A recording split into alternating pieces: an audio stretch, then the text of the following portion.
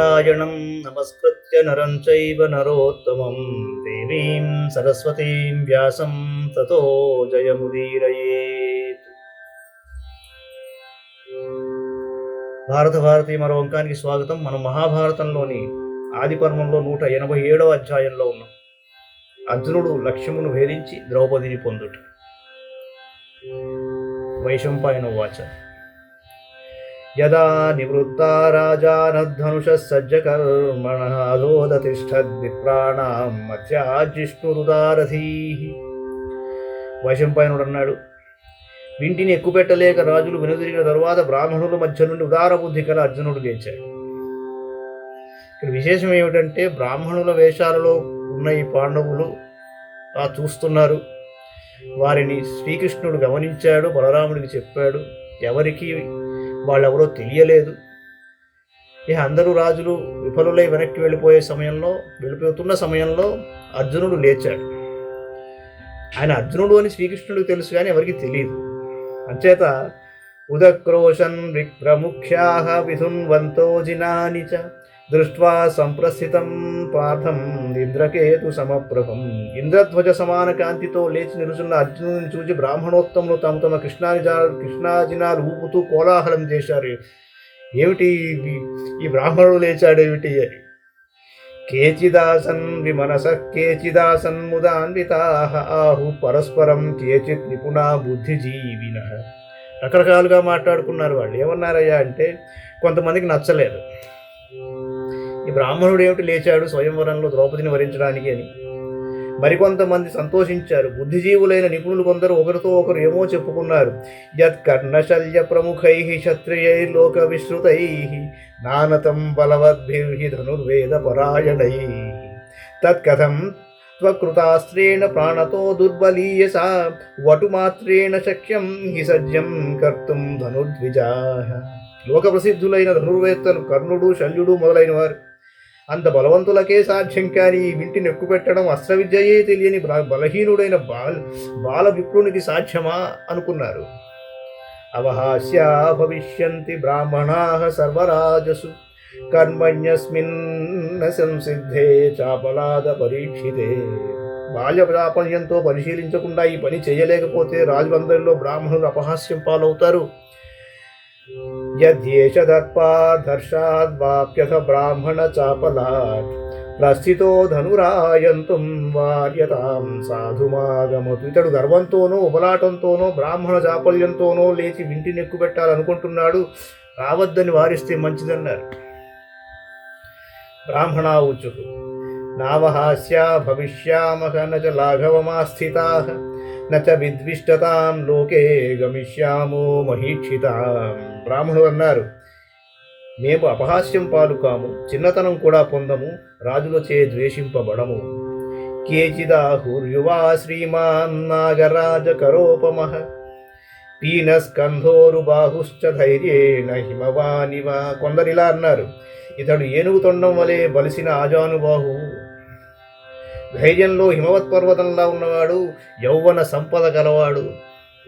సింహఖేలగతి శ్రీమాన్ మత్త నాగేంద్ర విక్రమః సంభావ్యమస్మిన్ కర్మేదం ఉత్సాహాచానుమీయతే. శుభలక్షణాలున్న ఇతని నడక సింహపు నడకలా ధీవిగా ఉంది.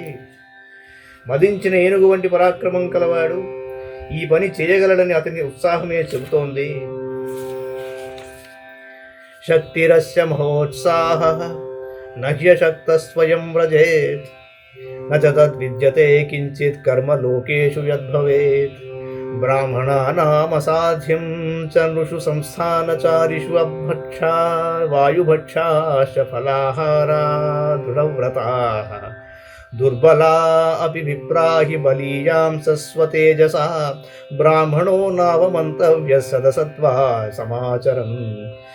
సుఖం దుఃఖం మహద్భ్రస్వం కర్మ యత్సముపాగతం ధనుర్వేదే చ వేదే చ యోగేషు వివిధేషు చ నతం పశ్యామి మేదిన్యాం బ్రాహ్మణాభ్యధికో భవేత్ మంత్రయోగబలేనాపి మహతాత్మబలేన వా జృంభయేయురముం లోకం అథవా ద్విజసత్తమాః జామదగ్నేన రామేణ నిర్జితాః క్షత్రియాయుధి. అతని శక్తి ఉత్సాహభరితంగా ఉంది. అశక్తుడైతే స్వయంగా రాడు. సామాన్యంగా లోకంలో కనిపించే అశక్తత ఇతనిలో కనపడదు. ఆస్థానాల్లో తిరిగే బ్రాహ్మణులకు అసాధ్యమంటూ ఉండదు. నీళ్లు తాగి గాలి మాత్రం పీలుస్తూ పళ్ళు తింటూ కఠిన నియమాలు ఆచరించే బ్రాహ్మణులు శారీరకంగా బలహీనులైనా తమ తేజస్సుతో బలవత్తరులు. అందుకే బ్రాహ్మణులు మంచి పని చేసినా, చెడ్డ పని చేసినా, సుఖం కలిగించినా, దుఃఖం కలిగించినా, పెద్ద పని చేసినా, చిన్న పని చేసినా వారిని అవమానించరాదు. ధనుర్వేదంలో కానీ, వేదంలో కానీ, వివిధ యుగాల్లో కానీ బ్రాహ్మణుని మించిన వారిని కానము. మంత్రబలంలో కానీ, యోగబలంలో కానీ, ఆత్మబలంలో కానీ వారు సాటిలేని వారు. ఈ లోకమంతటినీ కూడా వారు కుదిపివేయగలరు. పరశురాముని చేత రాజులంతా యుద్ధంలో జయింపబడ్డారు. పీతః సముద్రోగశ్చేన జగాథో బ్రహ్మతేజసా తస్మాద్ ధ్రువంతు సర్వే యత్ర వటురేవ ధనుర్మహాన్ ఆరోపయతు శీఘ్రం వై తథేత్యూచుర్విజర్షభాః. బ్రహ్మతేజస్సు గల అగస్త్యుడు అగాధమైన సముద్రాన్నే తాగేశాడు. అందుచేత ఈ గొప్ప వింటిని ఈ వటువే ఆరోపించునుగాక. ఈ మాట విని బ్రాహ్మణులంతా తథాస్తు అన్నారు. ఏవం తేషాం విలపతాం విప్రాణాం వివిధా గిరః అర్జునో ధనుషోభ్యాసే తస్థౌ గిరిరివాచలః స తద్ధను పరిక్రమ్య ప్రదక్షిణమథాకరోత్. ఇలా విప్రులంతా అనేక విధాలుగా అంటూ ఉండగానే అర్జునుడు ఇంటి దగ్గరకు వచ్చి పర్వతంలా నిలిచాడు. అతడు ఆ ధనువుకు చుట్టూ ప్రదక్షిణం చేశాడు. ప్రణమ్య శిరసా దేవం ఈశానం వరదం ప్రభుం కృష్ణం చ మనసా కృత్వా జగృహే చార్జునో ధను. వరప్రదాత ప్రభువు అయిన ఈశానునికి శిరసు వంచి నమస్కరించి శ్రీకృష్ణుని మనసా ధ్యానించి అర్జునుడు ధనువును అందుకొన్నాడు. యత్పార్థివైరుక్మసునీధ వక్రైః రాధేయ దుర్యోధన శల్యశాల్వైః తదా ధనుర్వేద పరై నృసింహైః కృతం న సజ్జం మహతోపి యత్నాత్ తదర్జునో వీర్యవతాం సదర్పస్తదైంద్రిరింద్రావరజ ప్రభావః సజ్జం చ చక్రే నిమిషాంతరేణ శరాంశ జగ్రాహ దశార్థ సంఖ్యాం. ధనుర్వేదం అభ్యసించిన పురుష సింహులు రుక్ముడు, సునీధుడు, వక్రుడు, కర్ణుడు, దుర్యోధనుడు, శల్యుడు, శాలుడు మొదలైన వారు ఎంతో ప్రయత్నించినా ఎక్కుపెట్టలేని ఆ ధనుస్సును విష్ణు ప్రభావుడైన అర్జునుడు ఒక్క నిమిషంలో ఎక్కుపెట్టి 5 బాణాలను గ్రహించాడు. వివ్యాధ లక్ష్యం నిపపాత తచ్ఛిద్రేణ భూమౌ సహసాతి విద్ధం తతోంతరిక్షే చ బభూవనాథ సమాజ మధ్యే చ మహాన్నినాదః. వెంటనే లక్ష్యాన్ని కొట్టాడు. అది నేల మీద పడిపోయింది. మరుక్షణంలో సభలోను ఆకాశంలోనూ పెద్ద ధ్వని వినపడింది. పుష్పాణి దివ్యాని వివర్ష దేవ పార్థస్య మూర్తి ద్విషతాం దిహంతు. శత్రు సంహారకుడైన అర్జునుని శిరస్సుపై దేవగణాలు దివ్యమైన పుష్పవర్షం కురిపించాయి. శైలాని వివ్యధుస్తత్ర బ్రాహ్మణాశ్చ సహస్రశః విలక్షితాస్తతశ్చక్రుః హాహాకారాంశ్చ సర్వశః. న్యపదం శాస్త్ర నభస సమంతాత్ పుష్పవృష్టయః శతాంగాని చతూర్యాణి వాదకాః సమవాదయన్ సూతమాగధ సంఘాశ్చ ఆప్యస్తువన్ తత్ర సుస్వరాః. బ్రాహ్మణులు వేల కొలది ఉత్తరీయాలు ఊపారు. అంతటా హాహాకారాలు వినవచ్చాయి. ఆకాశం నుండి అంతటా పుష్పవృష్టి కురిసింది.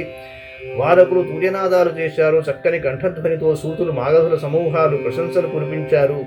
తం దృష్ట్వా ద్రుపద ప్రీత బభూవ రిపుసూదనః సహ సైన్యైశ్చ పార్థశ్చ సాహాయ్యార్థమియేషః. ఆ దృశ్యం చూసి శత్రుసూదనుడైన ద్రుపదుడు ఎంతో సంతోషించాడు. అర్జునునికి సాయం కోసం అతను సైన్యంతో వచ్చాడు. తస్మిన్స్తు శబ్దే మహతి ప్రవృద్ధే యుధిష్ఠిరధర్మభృతాం వరిష్ఠః ఆవాసమేవోపజగామ శీఘ్రం సార్థం యమాభ్యాం పురుషోత్తమాభ్యాం. ఆ శబ్దం అలా కోలాహలంగా ఉంది. ఇంతలో ధర్మజ్ఞులలో ఉత్తముడైన ధర్మరాజు నకులు సహదేవులతో కలిసి సభ నుండి లేచి వెంటనే తమ నివాసానికి వెళ్ళాడు. విద్ధం తు లక్ష్యం ప్రసమీక్ష కృష్ణ పార్థం జశక్ర ప్రతిమం నిరీక్ష్య ఆదాయ శుక్లం వరమాల్యదామ జగామ కుంతీ సుతముస్మయంతి స్వభ్యస్తరూపాపి నవేవ నిత్యం వినాపి హాసం హసతేవ కన్యా మదాతృతేపి స్ఖలతీవ భావైః వాచా వినా వ్యాహరతీవ దృష్ట్యా సమేత్య తస్యోపరి సోత్ససజ్జ సమాగతానాం పరతో నృపాణాం విన్యస్య మాలాం వినయేన తస్థౌ విహాయ రాజ్ఞః సహసా నృపాత్మజా శచీవ దేవేంద్రమధాగ్నిదేవం స్వాహేవ లక్ష్మీశ్చ యథా ముకుందం ఉషేవ సూర్యం మదనం రతిశ్చ మహేశ్వరం పర్వతరాజపుత్రీ రామం యథా మైథిలి రాజపుత్రీ మహిమీ యథా రాజవరం నలం హి. లక్ష్యం భేదింపబడడాన్ని ఇంద్రుని వంటి అర్జునుడిని చూసి ద్రౌపది తెల్లని పూలమాల గ్రహించి అర్జునుడిని సంతోషపెడుతూ బయలుదేరినది.